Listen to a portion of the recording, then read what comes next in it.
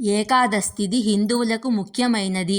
ఏకాదశి వ్రతాన్ని ఆచరించడం వల్ల గత జన్మలో చేసిన పాపాలు నశిస్తాయనే నమ్మకం కూడా ఉంది.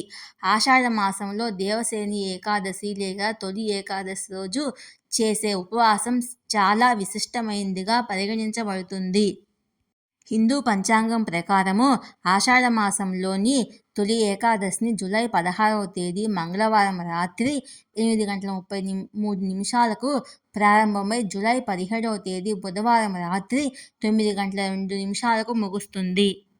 ఈ సంవత్సరం తొలి ఏకాదశి వ్రతాన్ని జూలై 17న జరుపుకుంటారు.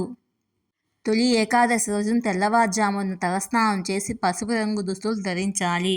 శ్రీ మహావిష్ణువు, లక్ష్మీదేవిని పూజించాలి.